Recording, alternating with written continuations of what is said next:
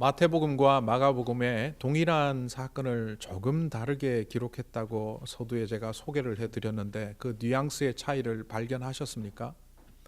마가복음에 보면 예수님께서 사람들에게 잡혀가서 죽임을 당하시고 또 부활하시는 그 얘기를 했을 때 제자들이 깨닫지 못했다. 그게 무슨 말인지 이해하지 못했고 그래서 질문조차 하지 못할 만큼 마음에 염려, 근심, 두려움들이 생겼다. 무서워했다는 거죠. 이 마가복음은 제자들의 심리 상태를 중심으로 묘사하고 있습니다. 우리도 그렇죠. 하나님의 말씀을 들을 때 그 말씀이 옳다 그르다를 떠나서 겁부터 먹는 경우들이 있죠. 반면 마태복음은 여기에 쓰인 이 슬프게 하다, 과거에는 근심하다라고 번역했던 리페오라는 동사가 이 수동태로 쓰여 있습니다. 수동태는 뭐냐 하면 예수님께서 그 말씀을 하시니까 내가 굉장히 슬프네요. 다르게 얘기하면 그거 틀린 것 같은데요. 못 받아들이겠습니다. 결국 마태복음에서는 동일한 이야기를 듣고 제자들이 예수님을 향하여 거부감을 표시했다. 관계 속에서 그 현상을 해석하고 있습니다. 어쨌든 이 예수님의 말씀이 제자들에게 깨닫지 못하는 상태든 두려움을 주는 상태든 아니면 거부감을 갖는 슬픔의 자리이든 간에 이 제자들은 예수님의 말씀을 이해하지 못했습니다. 예수님을 늘 따라다니고 동행했던 자들인데 어떻게 예수님의 말을 이렇게 못 알아들을까? 더구나 이 말씀을 처음 하신 것도 아니고 이 마태복음의 흐름 속에서 보면 주는 그리스도시요 살아계신 하나님의 아들이라고 고백한 그 베드로의 고백 이후에 이미 16장에서 한번 얘기하신 건데, 그리고 그 이후에 변화산상의 사건도 있었고 변화산상에서 내려와서 귀신 들린 아이를 귀신을 쫓아내시며 병 고치는 자리도 있었는데, 그러면 그 말씀과 더불어서 예수님은 이 땅에 하나님의 왕국을 건설하러 오신 분이 아니라 오히려 보이지 않는 하나님의 나라가 보편적으로 우리 모두에게 전해지는 구원의 역사를 위하여 오신 분이구나, 이렇게 깨달아야 할 텐데 제자들은 전혀 깨닫지도 못하고 알아듣는다고 할지라도 받아들이지를 않는 오늘 모습을 성경에서 보게 됩니다. 그런데 여기에는 이유가 있습니다. 이 사람들이 그냥 어리석거나 무지해서가 아니라 자기들만의 방식으로 예수님의 말씀을 이해하려고 했던 바로 그 현상 때문에 이들은 이런 모습을 가졌다 말할 수 있습니다. 종교학에서 쓰던 단어가 천주교에서 번역이 되었다가 우리 개신교에 와서 요즘 잘 쓰는 말이 하나 있습니다. 그 말은 영성이라는 말이거든요. 제가 예전에 종교학을 공부할 때 그 spirituality라는 이 영어 단어를 종교성이라고 번역했습니다. 한국 사람들은 이 종교성이 많아서 어떤 종교든 외래 종교를 잘 받아들인다. 그래서 과거에 불교를 받아들이고 유교를 받아들이고 기독교를 받아들였다. 그래서 한국 사람들의 심성 가운데는 spirituality, 이 종교성이 발달해 있다. 이런 얘기를 종교학자들이 하곤 했었습니다. 그런데 이것을 기독교의 용어로 재해석해서 번역한 것이 카톨릭이 영성이라는 말을 썼죠. 그런데 개신교에서는 그걸 안 쓰다가 어느 순간부터 90년대에 대유행을 하게 되고 지금은 뭐 책에도 혹은 설교 중에도 기독교 영성이라는 말을 곧잘 사용합니다. 이 영성이라는 말 나오기 전에 우리 개신교에서 어떤 말을 썼는지 혹시 기억하십니까? 심령이라는 말을 썼습니다. 심령대부흥이라든지 뭐 이런 말들을 썼죠. 그런데 이 심령이라는 말은 영적 상태 내지는 믿음의 현상을 보여주는 그 사람의 내면적인 모습을 심령이라고 했죠. 그런데 이 심령이라는 말도 교회에서 먼저 쓰지 않았습니다. 심령술사 들어보셨습니까? 최면술사, 심령술사, 옛날에 세상에서 다 쓰던 단어였습니다. 그런데 이게 도대체 뭐냐는 거죠. 다른 종교의 영성과 기독교의 영성은 또 어떻게 다르냐. 그런데 오늘 이 영성을 영어권에서는 quotient라는 말을 써서 어떤 사람의 영성은 조금 높고 어떤 사람은 좀 낮다 이렇게까지 말을 합니다. IQ라고 할 때 intelligent quotient, 그 사람의 지능을 측정하는 지수가 있지 않습니까? 그래서 IQ가 얼마입니까? 150입니다. 아, 이거 높으시네요. 80입니다. 원숭이랑 비슷하네요. 뭐 이렇게 하지 않습니까? 그런데 사람들이 spiritual quotient를 잴 수 있다고 합니다. 그 사람의 영성 지수가, 이 IQ가 발전해서 social quotient, 사회적 지수, emotional quotient, EQ 뭐 이런 것들로 많이 나왔는데 요즘은 이제 spiritual quotient, 그 사람의 영적 지수가 어느 정도인지 볼 수 있다는 거죠. 그래서 오늘 말씀에 적용을 해서 보면 오늘 제자들의 모습, 오늘 마태복음에 등장하는 이 모습으로만 볼 때 이 상태는 영성지수가 아주 바닥인 상태죠. 자, 여러분의 영성지수가 어느 정도 되는지 한번 측정해 보십시오. 하나님의 말씀을 볼 때 기쁨이 넘쳐납니까? 아니면 성경 말씀대로 다 살면 내가 이 땅을 어떻게 살아가라는 반감이 생깁니까? 성경 말씀을 읽으면 주님께서 우리에게 주시는 좋은 말씀이구나 손뼉치며 받아들입니까? 아니면 이건 나한테는 너무 적용하기가 어려워라고 못 알아듣는 척합니까? 결국 내 안의 영성지수, 다른 말로 주님의 말씀을 이해할 수 있는 능력이 떨어지는 사람들은 자기 방식으로 하나님의 말씀을 이해합니다. 그러다 보니 결국 못 알아듣죠. 세상에서 말 잘 못 알아듣는 사람 보고 뭐라고 합니까? 답답이라고 합니다. 예를 들어서 이런 상황이 있다고 해보십시오. 어떤 사람이 연봉 한 4, 5만 불 잘 직장을 다니고 있는데 늘 힘들어해요. 그래서 그 사람의 능력을 잘 감안해서 앞으로 장차 장래가 촉망되는 직장과 직업으로 제가 안내를 해줍니다. 그러면서 이렇게 말하죠. 이건 한 1, 2년은 되게 힘들어. 지금 다니는 직장보다 훨씬 힘들 거야. 그런데 연봉이 한 안정이 되면 한 2, 3년 차부터는 한 20만 불 받을 거고 앞으로 5년 후, 10년 후 이것은 굉장히 네 인생을 바꿔줄 수 있는 좋은 직장이 될 거다. 이렇게 설명을 했더니만 들은 사람이 나 싫어. 힘든 거 싫어.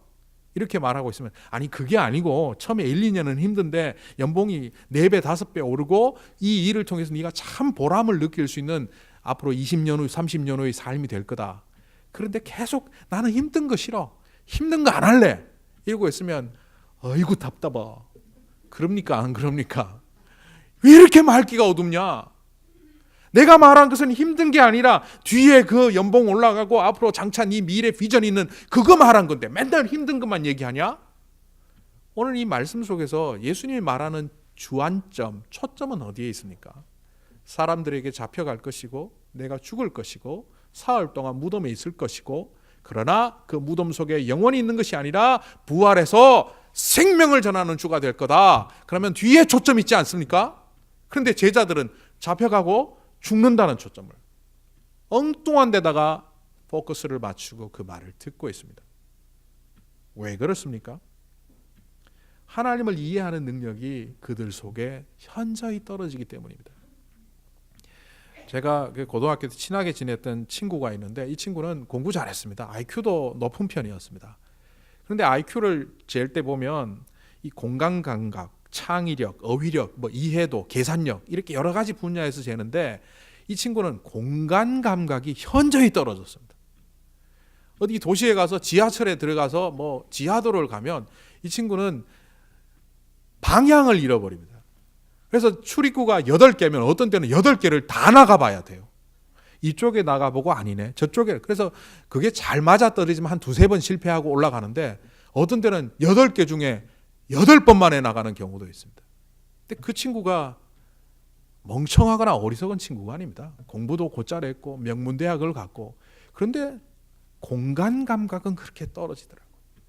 저는 그 친구보다 더 뛰어나지 않지만 지하도에 들어가면 그 친구는 늘 저를 의지합니다. 이 일이야 거의 백발백중이거든요. 하나님을 대면하는 것이 여러분의 지식으로 되는 게 아닙니다. 하나님을 만나는 것이 여러분의 학벌이나 재산이나 사람들에게 인정받는 인기에 좌우되는 게 아닙니다. 여러분 속에 정말 하나님을 어떻게 받아들일까에 대한 영적 지수가 제대로 되어 있지 않으면 여러분은 늘 지하도에서 헤매는 그 명문대 학생같이 되는 거죠. 선교적 영성이 부족한 사람들은 선교하러 갔다가 자기 왕국 만듭니다. 저는 그런 경우를 봤습니다. 목회자가 목회적 영성이 떨어지면 교회를 성장시켜서 비즈니스맨 같거나 아니면 CEO 같은 모습을 보이게 됩니다. 주님 안에 주님과 만나는 그 자리를 우리가 날 잃어버린 채 그냥 그렇게 살아가다 보면 그렇게 된다는 말이죠. 제가 신학교를 졸업하던 그 졸업반 이제 졸업하고 그 즈음에 몇몇 교회를 찾아가서 이렇게 사역지를 얻기 위하여 면접 보는 자리가 있었습니다. 제가 찾아다닌 건 아닌데 한번 거기 가봐라, 저기 가봐라. 그래서 가게 되었는데 어떤 분이 소개해 주셔서 갔던 그 대형 교회, 정말 수만 명이 모이는 교회에 갔는데 저는 깜짝 놀랐습니다. 목사님을 만나기 위하여 비서실을 거쳐야 되겠고, 비서실이 상당히 많은 직원들이 있었고, 또 비서실장 비슷한 목사님이 있어서 그분의 안내를 따라 담임 목사실로 가는데 중간에 큰 회의실이 있었습니다. 저를 거의 압도할 만한 그런 분위기의 회의실을 지나니까 당회장실이라고 해서 있는데 거기에 소파에 앉아 있다가 정말 오줌 쌀 뻔했습니다. 얼마나 거기가 무슨 그룹 회장실 같은지 말을 함부로 못할 만큼 제 안에 그런 두려움이 생기더라고요. 반면 제가 파트타임 전도사라고 하고 있던 그 주님의 교회에서는 담임 목사님이 저를 그 교회 한쪽 귀퉁이에 있는 테이블에서 보자고 하시더니만 그렇게 얘기를 하더라고요. IMF 때라서 사례비를 깎아야 되니까 그런 줄 알라고. 승용차를 자동차를 제공해 줬는데 IMF 때라서 승용차를 제공 못 해준다고. 한국에서는 교회 사택을 제공해 주게 되는데 사택도 제공 못 해주고 IMF 위기가 지난 다음에 해줄 테니까 몇 년만 견뎌보라고. 인간적인 조건을 보면 그 대형 교회의 제안을 제가 받아들여야만 했었습니다. 그런데 저는 곰곰이 기도하며 물어봤습니다. 하나님, 어떤 게 저에게 유익할까요? 물론 하나님의 뜻이 어디 있습니까? 이렇게 물어야 되지만 저는 솔직히 하나님 여기가 더 가고 싶은데 그 대형교회가 조금 불편함이 있습니다. 하나님이 제 마음에 더 힘들고 어려운 그 주님의 교회를 선택할 그런 희망을 주셔서 그걸 선택해서 갔죠. 아마 그때 저는 영성지수가 조금 올라가지 않았나 그렇게 봅니다. 우리가 어느 순간 이렇게 성장하고 자라야 되는 시간이 있는데 그걸 놓쳐버리면 우리는 그냥 머물러 있는 것이 아니라 퇴보합니다. 사도행전 10장에 보면 고넬료라는 사람이 베드로 사도를 모셔와서 그 앞에 넙죽 엎드리는 장면이 나옵니다. 그때 베드로가 이렇게 말하죠. 나도 사람이다. 고넬료는 이탈리아의 대백부장이고 로마의 요직에 있는 사람입니다. 그런데 식민지 백성인 베드로에게 부복했죠. 요즘 한국 사람들이 인사를 잘한다라고 하죠. 심지어는 폴더 인사라 그래서 거의 몸을 접듯이 인사하는 인사를 폴더 인사라고 하는데 당시에 로마의 이 고넬료가 했던 인사법은 노예가 주인에게 하거나 신하가 왕께 하거나 아니면 인간이 신을 경배할 때 하는 인사법입니다. 그게 뭡니까? 배가 바닥에 닿을 만큼 엎드리는 겁니다. 이거는 사람에게 대하는 태도가 아니라고 느꼈던 베드로는 나도 사람입니다. 신이 아닙니다. 그때 베드로가 이 타이밍을 잘못했더라면, 자기의 영광을 위하여 사용했다면 그는 그 이후 우리가 알고 있는 사도 베드로가 되기 어려웠을 겁니다. 그 비슷한 장면이 루스드라에서 바울과 바나바에게도 있었죠. 그 성사람들이 너무 흥분해서 병자를 고치고 기적을 행하는 그들을 보면서 바나바를 향하여 제우스라고 했고 바울을 향하여 헤르메스라고 하면서 그들에게 소를 잡아 바치려고 했죠. 그때 이렇게 그들이 말합니다. 우리도 사람입니다. 만약 이 타이밍에서 그 영광을 자기가 가로채고 하나님께 돌아갈 몫을 자기가 차지하기 시작할 때 그 사람의 영성은 여지없이 바닥으로 치닫을 겁니다. 주님을 만날 수 있는 자리가 사라져버리거나 아니면 성경이든 주님이 마음의 감동이든 말씀하시는 그 음성을 알아듣지 못하는 사람이 됩니다. 늘 하나님의 말씀을 자기의 이익과 자기의 유리한 대로 해석하며 살아가겠죠. 세상 사람들은 그것을 보면서 예수 믿는다고 우리랑 다를 바 하나도 없구나, 그런 평가를 받는 삶을 살아갈 겁니다. 제가 어린이 부서 사역을 1년 동안 처음 해본 적이 있습니다. 97년도에 주님의 교회에서 소년부라고 5학년, 6학년 사역을 하게 됐는데 신학교를 졸업하고도 이제 유학을 준비하다가 그 교회에 가서 사역하고 싶은 마음에 파트타임 전도사로 갔습니다. 1년을 잘 했는데 98년도부터 그럼 전임 사역을 해라. 그래서 전임 사역을 하게 되었는데 목사님이 전임 사역을 맡기시면서 부서를 옮기는 겁니다. 그런데 1997년에 그 소년부는 저에게 거의 목숨 같은 부서였습니다. 제 앞에 있던 전도사가 뭐 엄청난 잘못을 저질러서 이 부서가 거의 무너져 내린 부서였습니다. 교사들은 다 떠나고 뭐 몇 명 남지 않은 교사들과 아이들은 100명에 육박하고 어떻게 해야 될까? 파트타임인데도 불구하고 풀타임 이상 교회를 갖고 교회 모일 공간이 없을 때 교사들의 집을 돌아가면서 바이블 스터디를 해서 교사 20-30명을 만들고 아이들과 함께 여름에 아주 재밌게 가을을 보내며 이제 겨울을 향하여 갑니다. 근데 담임 목사님이 부서를 옮기래요. 제가 의도한 건 아니었지만 당시에 그 지도 권사님을 중심으로 연판장을 돌렸고 담임 목사님한테 김원재 전도사를 우리 부서에 두어야 된다고 항의 사안을 보내고 그랬습니다. 저도 거기에 있고 싶었습니다. 1년 동안 그 고생을 했는데 이제 내년부터는 정말 잘할 수 있는데 왜 내가 다시 중등부로 가야 하나 이런 마음이 있었습니다. 그런데 담임 목사님이 저를 부르시면서 자, 너희 교사들하고 권사님 또 안수 집사님들 문제 김 전도사가 다 정리해. 그러면서 이렇게 말을 하더라고요. 당신이 심었다고 왜 열매까지 거두어야 돼? 심는 자로 당신을 하나님이 부르셨으면 교회의 이익을 위해서 또 다른 곳으로 부서로 옮기라 그러면 열매는 다른 사람이 거두어서 먹더라도 그게 하나님께 드린 거라 생각하고 물러나야지. 왜 끝까지 버텨? 그건 잘못된 거야.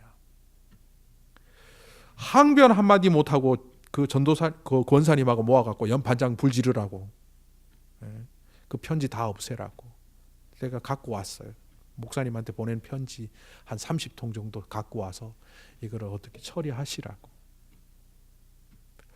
우리의 자리에 어떤 때는 내가 의도한 대로 인생이 풀려야 된다는 생각이 우리 속에 있습니다. 사람은 살아가다 보면 늘 내 생각대로 되어야 행복하다는 이 말도 안 되는 엉터리 생각이 사탄의 계략이 우리 안에 자리를 잡습니다. 내가 꿈꾸는 세상, 내가 계획한 세상, 내가 의도한 세상, 그게 하나님의 복 가운데 이루어지면 나는 행복한 사람이고 그게 잘 되는 인생이라는 생각들이 우리 안에 있기 때문에 어떤 때는 주님께서 고난의 길을 가라고 하는 소리가 들리지 않습니다. 연약한 공동체를 통하여 네가 희생함으로 그곳이 주님의 나라가 되도록 하라는 그 이야기가 들리지 않습니다. 손쉽고 편하고 가기 쉬운 곳을 택하며 가게 된다는 겁니다. 오늘 이 영성 중에서도 주님의 말씀을 잘 알아듣는 영성을 제가 명명하기를 선교적 영성이라 붙였습니다. 성경에 나오는 사람들 중에서 선교적 영성이 뛰어난 사람이 누굴까요? 제가 보기를 하나 드려보겠습니다. 1번 바울, 2번 모세, 3번 세례 요한. 보통은 제가 이렇게 물으면 답이 4번인데 오늘은 그런 트릭 쓰지 않겠습니다. 셋 중에 하나 있습니다. 바울이 선교에 있어서는 최고니까 바울 같습니까? 자기의 인생을 바쳐서 광야의 백성을 지도했던 모세 같습니까? 그런데 저는 세례 요한이 선교적 영성이 가장 높은 사람이다 이렇게 말할 수 있습니다.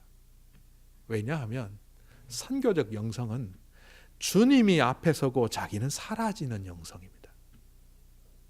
당시에 당대에 더 유명했던 사람은 예수님보다 세례 요한이었습니다. 가문도 좋았고 예수님보다 6개월 먼저 태어나서 더 먼저 활동하면서 그는 사람들로부터 메시아라고 추앙받던 사람입니다. 예수님이 유명해지기 시작할 때 이미 세례 요한은 세상을 떠났죠. 그때 사람들이 뭐라고 예수님을 말했습니까? 세례 요한이 환생했다 했습니다. 본래 더 유명한 사람을 덜 유명한 사람 앞에 붙이죠. 제가 목회 잘하면 리틀 이재철이라는 별명을 옛날에 들은 적이 있습니다.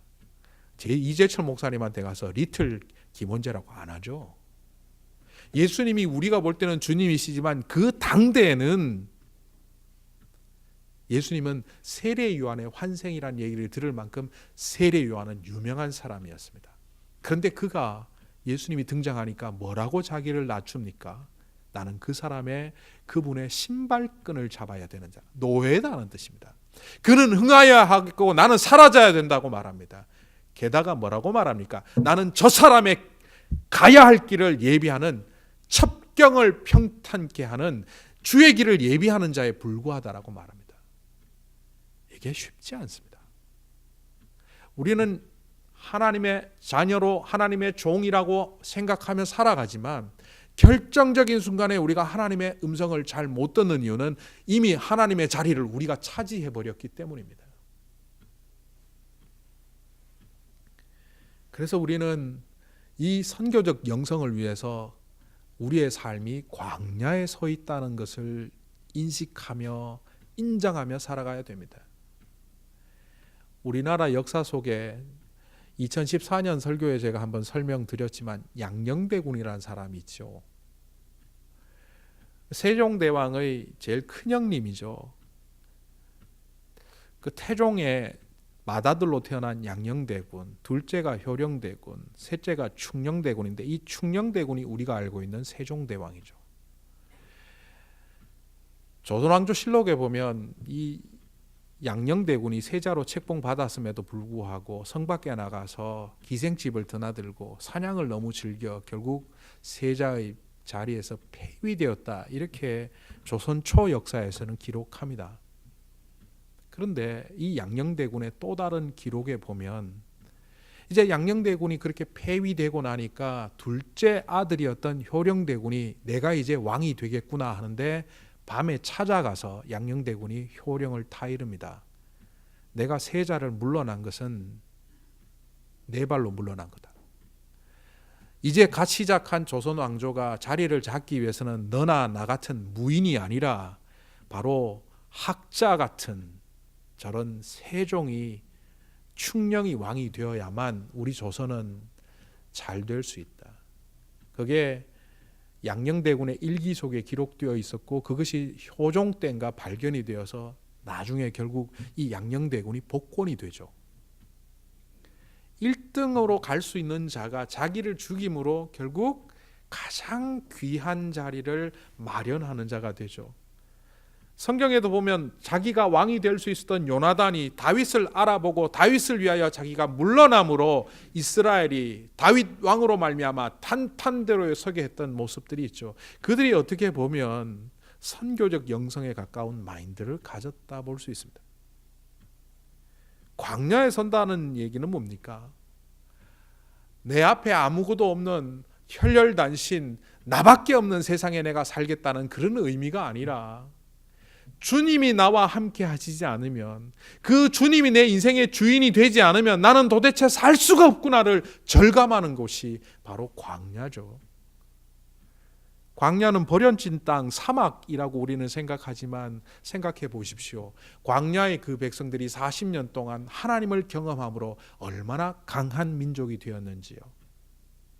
아무것도 없던 그 땅에서 그들은 불기둥과 구름기둥에 의지해서 걸어갔을 뿐만 아니라 매일 내리는 만나를 통하여 하나님을 경험하는 그 새로운 세계로 들어감으로 말미암아 세상을 보는 대로 보는 것이 아니라 보이지 않는 하나님의 눈으로 이 세상을 바라보므로 비록 사막이지만 거기에 강물을 흐르게 하시는 하나님의 능력, 비록 광야이지만 거기에 길을 만드시는 하나님의 역사하심을 기대하며 살아가는 민족이 되지 않았습니까?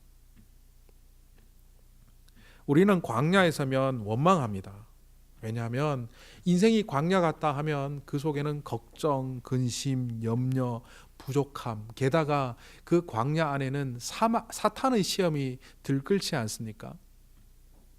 예수님조차도 광야에서 사탄의 시험을 받으셨기 때문에 우리 같은 사람이야 그 광야에서 얼마나 큰 시험을 받겠습니까?